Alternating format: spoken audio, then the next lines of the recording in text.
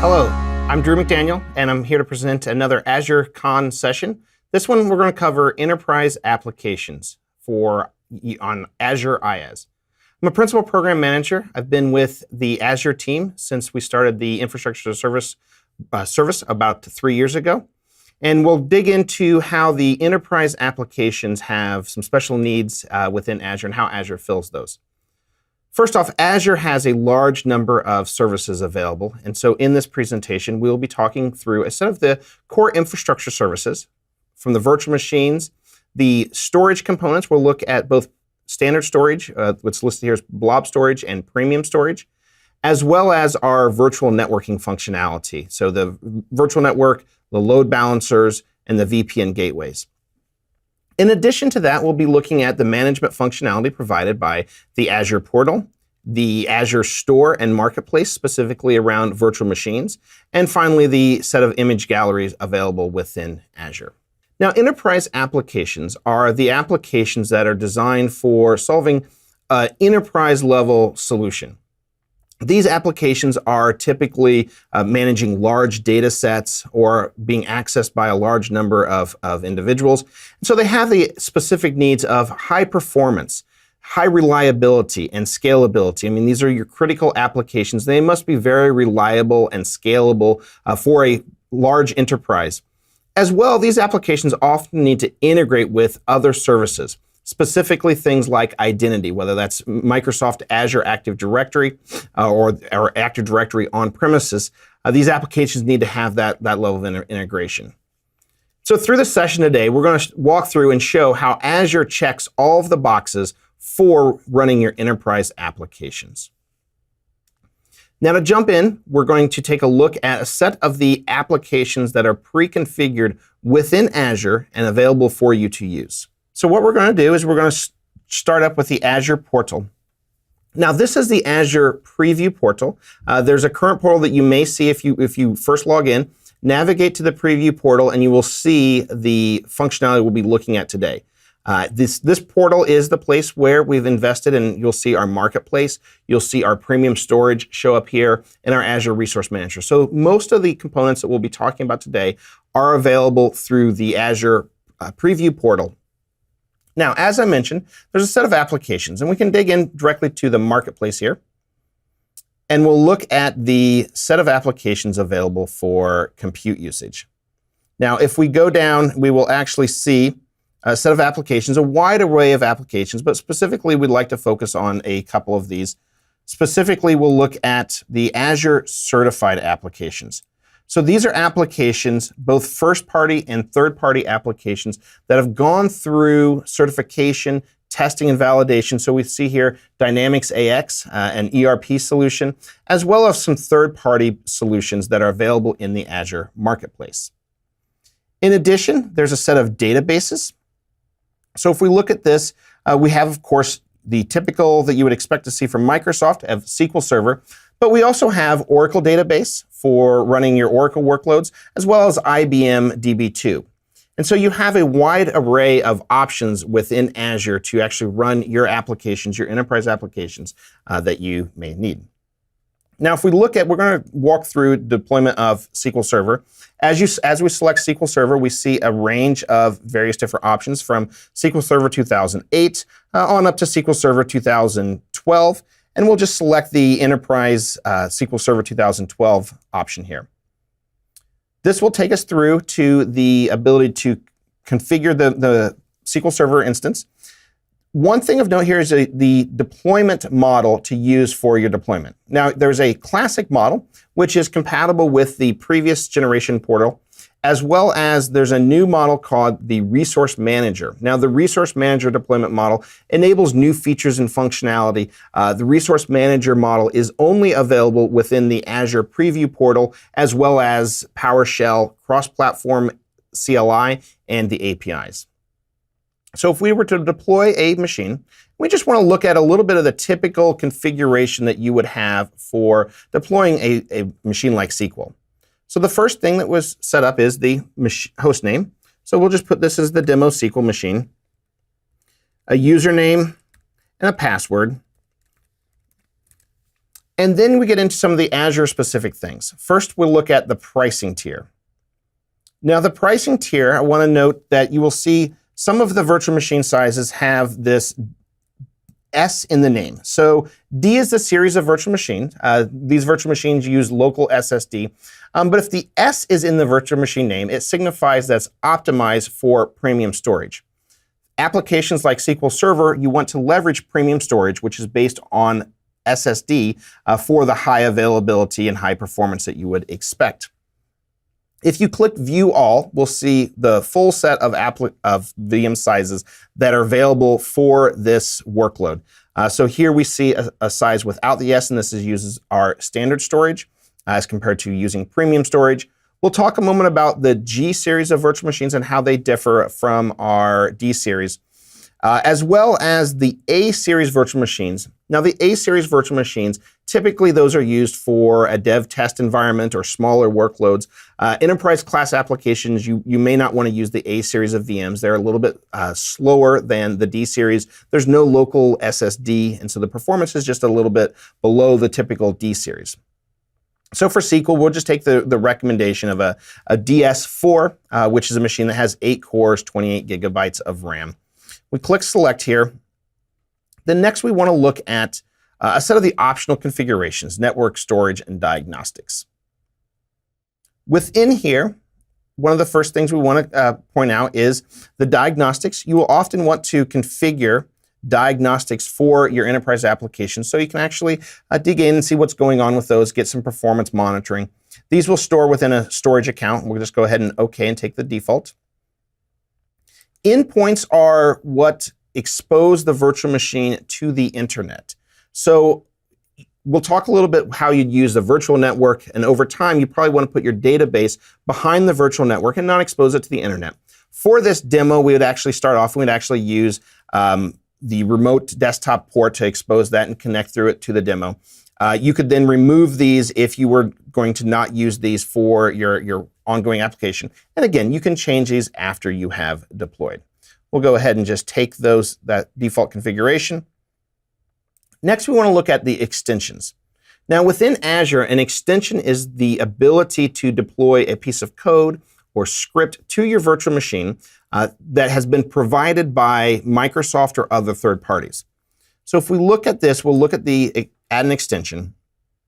And there is a large number of extensions from things like automation extension. This is desired state configuration that leverages PowerShell, to solutions that do things like configuring anti-malware. So for this one, being an enterprise application, we really want to have the anti-malware configured. It'll take us to a page to configure anti-malware as we want. For this purpose, the defaults are going to be fine. We're just going to take those defaults, click this, and now we've got that extension already configured and ready to go. Now, we'll also, being that it's a SQL server, there's one other piece to look at here, is automated patching. Now, for your applications, if you are deployed and your applications are managed via a system like Windows Update Services, then you can leave automated patching disabled and let the external systems manage that. However, if you do not have one of those in place, you can enable automated patching. This controls the patching cadence for the application software within the virtual machine. And so you can configure that as you want. Again, the defaults work fine for this configuration. Click OK, take that configuration. And then the last thing is we'd select a location. In this case, we're actually going to deploy it into US West. And clicking Create here would go and create that virtual machine. Now, as I mentioned a moment ago, I wanted to dig in a little bit more about our VM sizes. So if we look at the set of sizes here, we want to look at this G series of virtual machines. Now, the G series of virtual machines, specifically our G5. This machine has 32 cores, 448 gigabytes of RAM, a large number of local SSDs that can deliver a very strong I/O performance for that virtual machine, and it also supports our premium storage. We're going to take a look at this machine in a little more detail and really show what it can do for you. So with this, we're going to move over, and here I've got a machine that's been deployed. This is our G series virtual machine. This is a GS5 that's configured with 32 cores. It's also configured with the latest Haswell-based processor, the Intel Xeon V3. This is our Haswell-based processor that powers the machine. In addition to that, we have configured 20 1 terabyte drives into a single storage pool of 20 terabytes that we will use to demonstrate the performance of the Azure premium storage. So with this drive, we've actually put those together. It's a simple stripe, and we're going to use a tool called IO Monitor or Iometer to measure the performance of the system. We're going to start with is doing 8K small I/O to show the overall IOPS that you can achieve with the GS5 and premium storage. So here we're going to hit the machine. This is our F drive. Again, this is a single volume across those 20 individual premium storage disks. And we're going to hit it with an access specification that is 90% read, 10% write. This is a very typical pattern for a enterprise data warehouse application. So if we're going to kick this off, and what we want to look at here is the I/O operations per second. This is kind of the key thing when you're doing these database operations. And in fact, we'll bring this up in a nice speedometer and zoom in here. And we see that we are getting over 100,000 I/O operations per second. This is well and beyond any capability that you can see in any other public cloud provider. Almost double, in fact, what most public cloud providers are able to provide at over 100,000 IOPS for a low sized I/O. Now, that's great for your database transactions, for committing that to disk.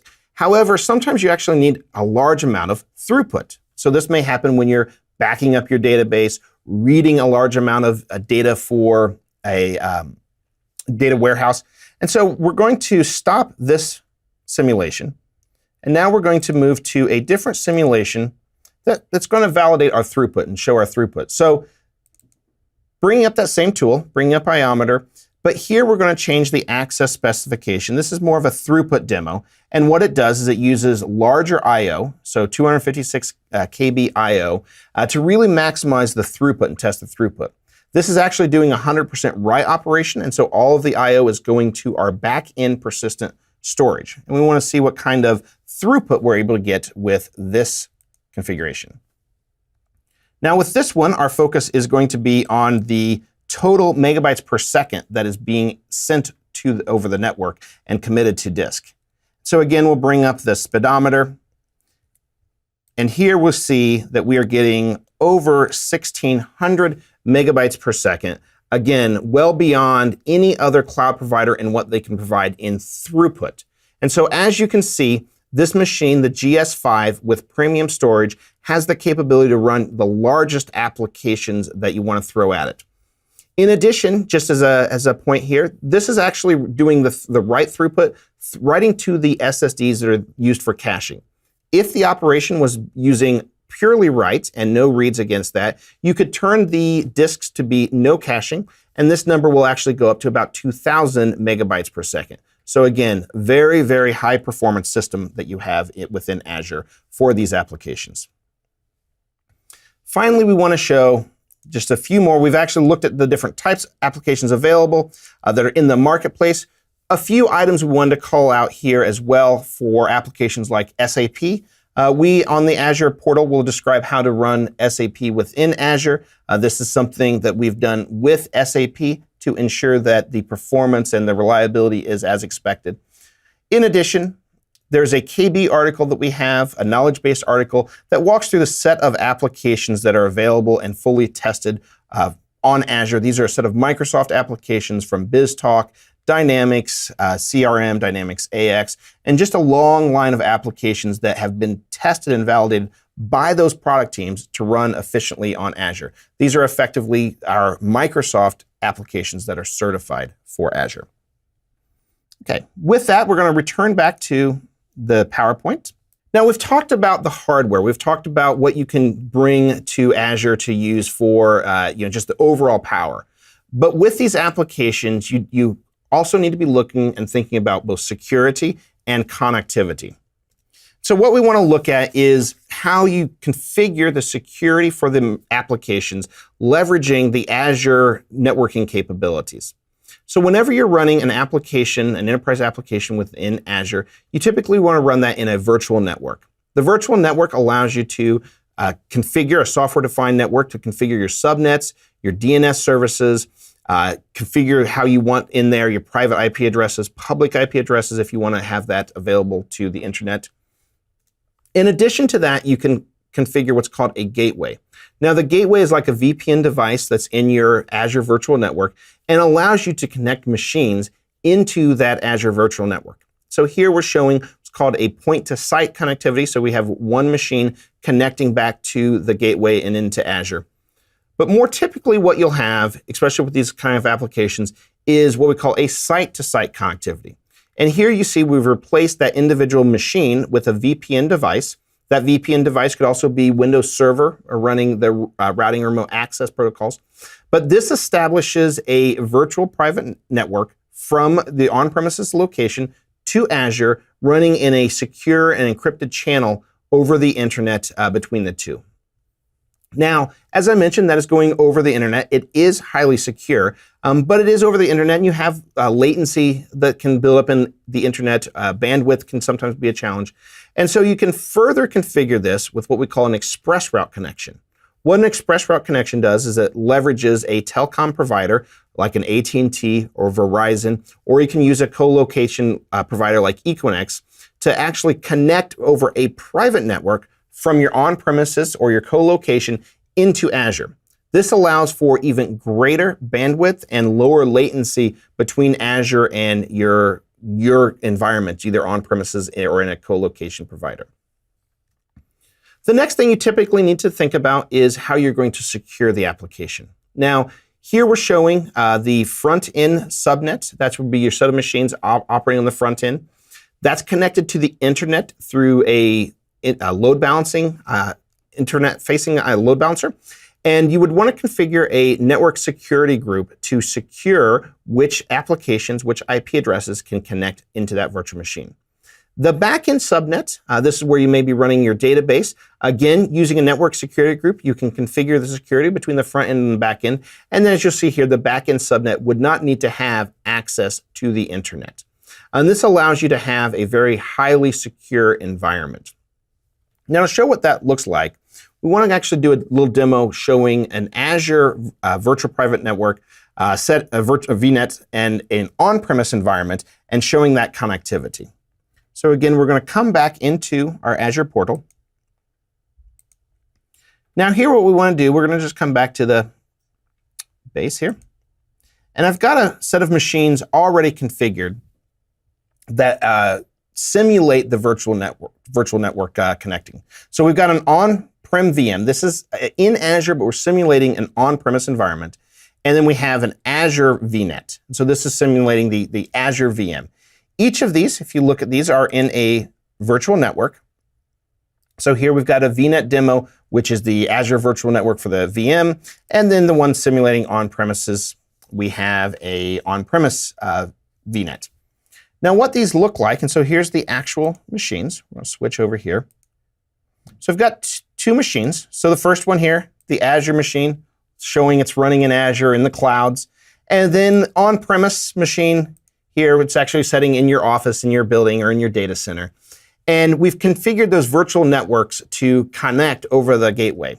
And so what that means, if we come and look at the Azure VM, and let's just look at the IP address of the VM. And as you see here, so the Azure VM is at IP address 10.1.0.4.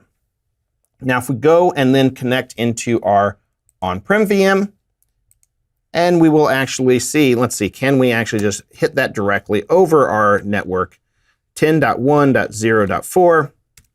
And you can see we have full IP address connectivity between those machines.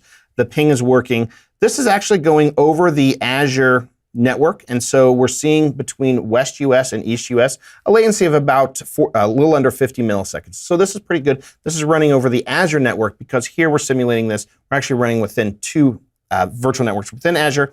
If on-premises was on your premise, then it's going to go over the internet, and the latency is going to depend on the distance from your location to the Azure data center.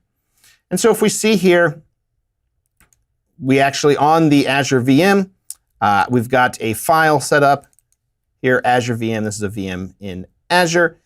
And if we switch to the on-premise VM, and again, hit it through the standard IP address that we'd set before, 10.1.0.4, and the drive was shared as C, we actually see that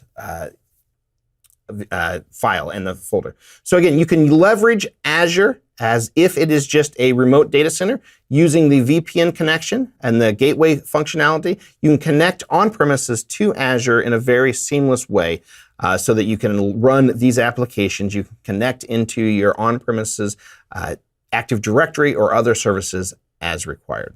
Now, the final piece we want to cover today is the Azure Resource Manager. If you remember when we started our demo, there was classic virtual machines and Resource Manager virtual machines. Azure Resource Manager was just released earlier this summer, and we're going to go through and show what power it brings to your virtual machines. Now, Azure Resource Manager manages resource groups. Resource groups, as it sounds, are a set of resources, virtual machines, databases, networks that are put together and allow you to manage those different resources as one application. You can actually put tags on those applications, and those tags show up into the bill. And you can also do role-based access and control at the group level or the individual resource, again, to provide much more enterprise granular control to a set of users. And finally, the Azure Resource Manager is the interface that is consistent with what we have announced as part of Azure Stack that will be coming with an on-premise environment. Azure Stack allows you to have the consistent Azure and Azure on-premises experience leveraging the Resource Manager. Now, what the Resource Manager does, as I said, one of the pieces is role-based access control. Role-based access control allows you to set an action on a resource, where the resource is a subscription, a resource group, or an individual resource, and apply rights into that. A set of built-in roles like owner and contributor and reader are there already. And it allows that to be then inherited down from the directory to the subscription to the resource group. This is all based on Azure Active Directory. In fact, using Resource Manager uses Azure Active Directory for all aspects of it. But then Azure Active Directory can be synchronized to a Windows Server Active Directory on premises, so you have that seamless experience from on premises into Azure. Now, the model-based deployment allows you to define a template of your resources. You can then additionally set dependencies. So in this example here, we have a SQL database. It is going to deploy, and there's a website and also a set of virtual machines that are depend on that database. By providing this in an idempotent template to Azure, the Resource Manager will deploy these applications. It will read the dependencies and see that the SQL Server database must be deployed first. It will deploy that, get the SQL configuration string, pass that to the website and to the virtual machine to deploy that up. It allows you to have configuration as code, allows you to put your template into a source control system and just deploy that into Azure or eventually Azure Stack in a very, very consistent manner. In addition to the template deployment, the entire service management API between Azure Resource Manager in Azure and Azure Stack is consistent. It allows you to leverage the consistent set of tools, the consistent portal, command line tools, Visual Studio, and other third parties that build upon the Azure Resource Manager model will work both within public Azure as well as Azure on-premises. So let's go take a look at what that looks like. So again, we'll come back into the portal. Now, what we want to do here is I want to show you a little bit of the options that have been created. And so under our community in the Azure portal, you can select templates. And it'll bring you to this page that has a large set of templates. These are the Azure Resource Manager templates that have already been uploaded and made available to you.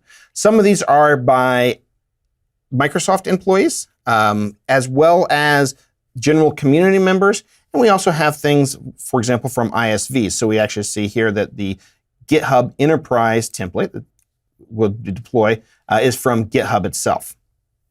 These templates, and we'll look at one of these real quick. Let's look at SharePoint. SharePoint, we have an HA version of SharePoint as well as a 3VM SharePoint. And if we click into that, it provides an overview of this template. The template has a set of parameters that are configured for how to deploy SharePoint, where to deploy SharePoint, taking the passwords and those items. But the template themselves, if you actually will follow this link here, leads to a GitHub repo that has all of these templates. And you can take these templates, you could modify them for yourself, you could modify them and submit a pull request back to extend those templates. It's a very flexible solution. But if you were to click Deploy to Azure, it'll launch that template into Azure, and you're going to end up in the portal looking like this. So what we've got here is the template that the portal has pulled from GitHub. This is that same template that was in GitHub. If you look through these templates, deploying SharePoint is a fairly complex operation. This takes all of that out of your hands. You don't need to worry about the intricacies of deploying SharePoint. The template in Azure Resource Manager orchestrates that deployment for you. All you need to do is come in and edit the parameters. And so if you look at these sets of parameters, we've got things like the SharePoint farm name, storage account name, location. And you go through and fill those out, things like the admin password. You can take the defaults for most of these. For example, we default to a premium storage VM at the D2 size, or you can change these to any of a selected set that we'd recommended in that template. Once you've gone through that, you fill out the full set of parameters, click the legal terms, and launch this, and you will have a SharePoint deployment in Azure in just a few hours. So with this, we've shown the size of machines. We've actually shown the ability to create a template and use the enterprise networking functionality to actually connect on-premises to Azure. So as you can see, Azure really does check all of those boxes to allow you to run your enterprise class applications within Azure, getting high availability, high security, and high reliability. Thank you.